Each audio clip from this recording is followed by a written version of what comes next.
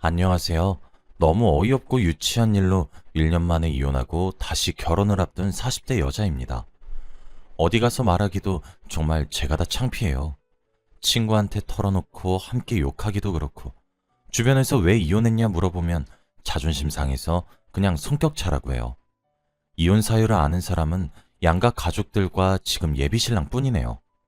참다 참다 전부터 심심할 때마다 종종 사연을 듣던 이곳에 글을 올리게 되었어요.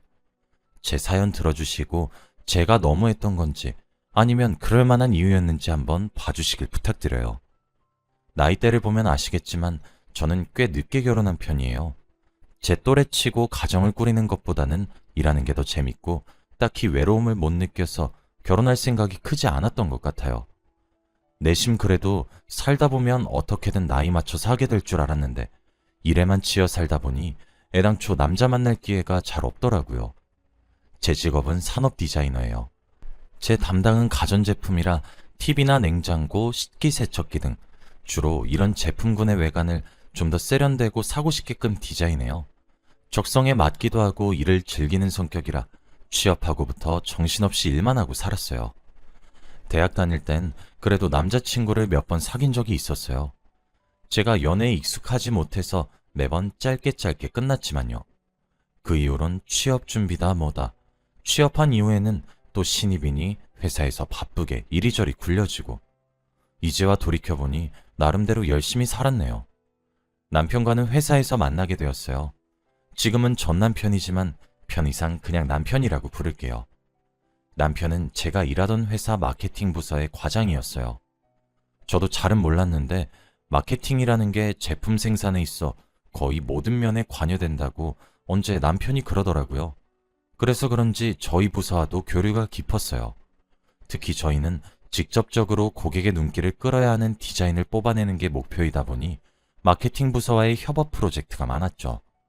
같이 광고 프로젝트를 기획하게 되면서 저는 남편과 자주 마주치게 되었습니다. 제품 디자인 부서 내에서는 제가 제일 나이가 많은 편이고 직급도 높아 과장인 남편과 둘이서 의사결정을 하고 그랬어요. 디자인 부서이다 보니 젊고 세련된 미적 감각을 중요하게 생각해서 부서 직원들의 평균 나이가 젊은 편이었거든요. 회사에서도 기대하고 있는 중대한 프로젝트라 야근하기 일쑤였고 늘 다크서클과 커피를 달고 살았습니다. 그렇게 고생한 보람이 있었는지 성공적으로 프로젝트를 끝내고 부서들끼리 같이 회식을 하러 갔어요.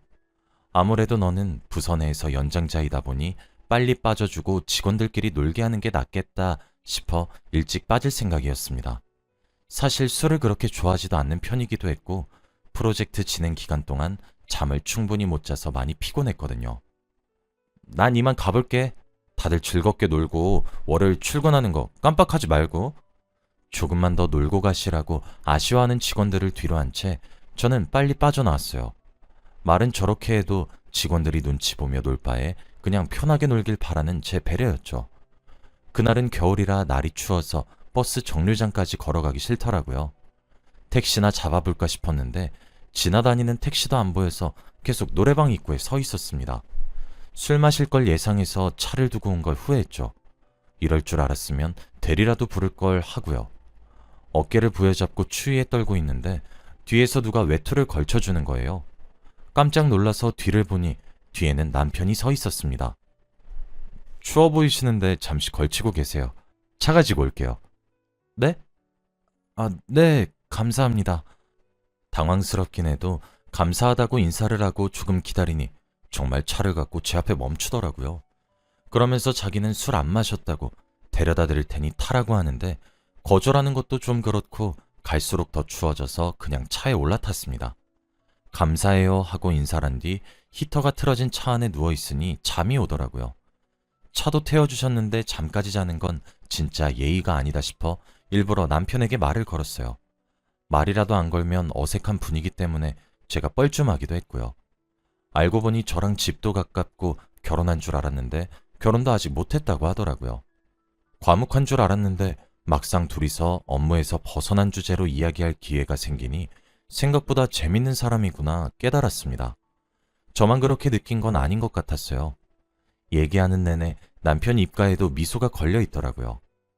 저희 집 근처까지 와서 즐거운 대화를 끝내고 저는 잠시 기다려보란 뒤 바로 옆 편의점에 가서 급하게 온장고 속 따뜻한 커피를 사서 남편에게 건넸습니다. 남편은 이게 뭐냐고 묻더라고요. 저는 웃으며 좀 양심 없는 계산인 것 같긴 한데 요금이에요 하고 대답했습니다. 그 말을 듣고는 남편이 저희 택시 모범 택시라서 비싸요. 이거 갖고는 안 될 텐데 하고 장난을 치는 거예요.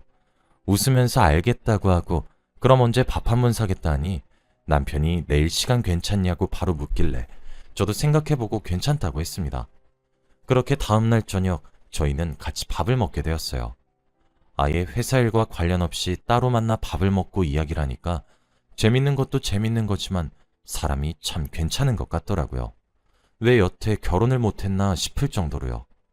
말이 통하니 저희는 그 후로도 사적으로 자주 만나게 되었고 누가 먼저랄 것도 없이 사귀게 되어 곧 결혼하게 되었습니다. 둘 다 나이가 좀 있어서 기왕 할 거면 기다릴 필요도 없다 생각해서 급하게 결혼을 하긴 했어요. 양가에서 반대도 없었고 자기 할 일은 잘하는 사람이 결혼을 왜 못하냐 답답해하던 부모님들은 오히려 좋아하셨죠. 저희는 나이가 좀 있기도 하고 둘 다 결혼은 했지만 여전히 일벌레인 점은 다르지 않아서 아이를 가지는 문제에는 소극적이었어요.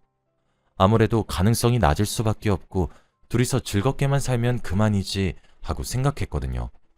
그런데 시부모님 생각은 조금 다른 것 같았어요. 남편에게는 남자 형제가 없고 누나만 한 분 계셔서 시부모님은 그래도 집안에 하나뿐인 남자인 남편이 대를 이어주길 내심 바라는 눈치였죠. 생각해보면 아이를 낳는 건 전데 말이죠. 노산인 건 틀림없는 사실이라 저는 좀 불안했어요. 몸에 무리가 갈까봐요. 남편도 몸에 치면서까지 아이가 보고 싶은 게 절대 아니라고 이미 말했었고요. 당사자들끼리 끝난 이야기를 가지고 시댁에서만 자꾸 고집 부리시는 거였죠. 시댁에서 아이 문제로 잔소리를 하시거나 하면 도저히 참을 수 없을 때는 남편에게 말해서 시부모님 좀 설득시키거나 이런 걸로 스트레스 받아서 당신이랑 사이 멀어지지 않게 좀 잘 말해달라고 부탁했어요. 남편이 알겠다고 하면 그 이후로는 시댁에서 재촉하는 연락이 일시적으로 줄어들고 그런 식이었죠.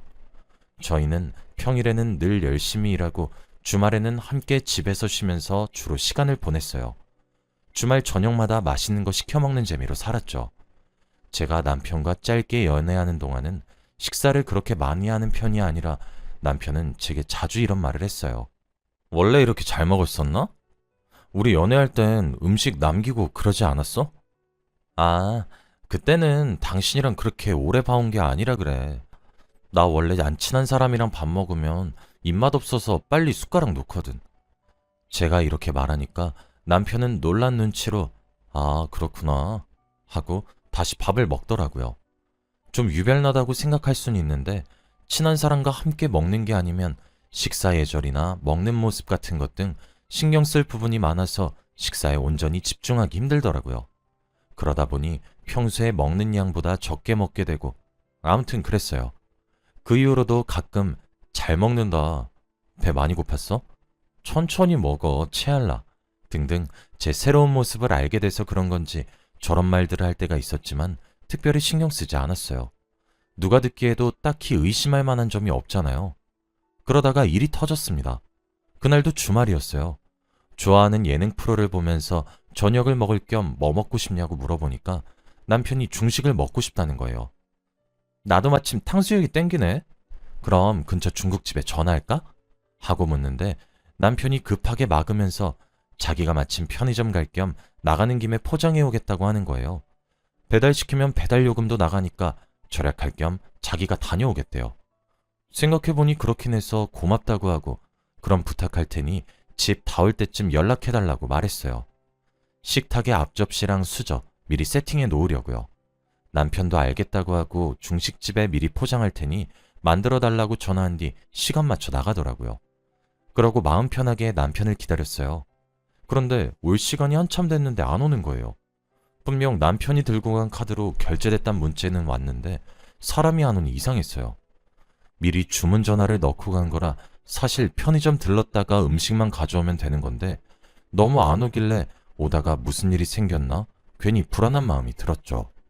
분명히 미리 연락도 달라고 했는데 전화는 울릴 생각도 없고 갈수록 불안해져서 도저히 안 되겠다 싶어 주차장에 내려가 봤어요.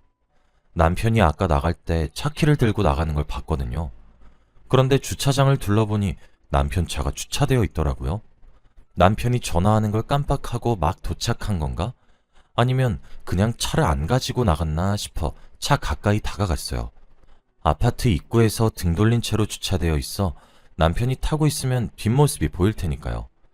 천천히 다가가는데 남편이 운전석에 앉아 있는 거예요. 반가운 마음에 차 문을 확 열어보니 글쎄 남편이 탕수육을 반쯤 입에 물고 놀라서 동그래진 눈으로 절 보는 겁니다. 무슨 범죄 현장 들킨 것처럼요. 손이랑 입가에는 탕수육 소스가 조금 묻어있고 남편 무릎에는 포장해온 탕수육이 3분의 1쯤 사라져 있더라고요.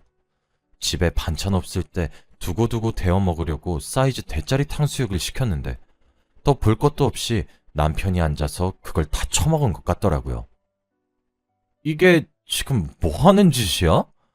하고 화난 목소리로 물으니까 남편이 당황한 듯 하다가 갑자기 저한테 화를 내더라고요.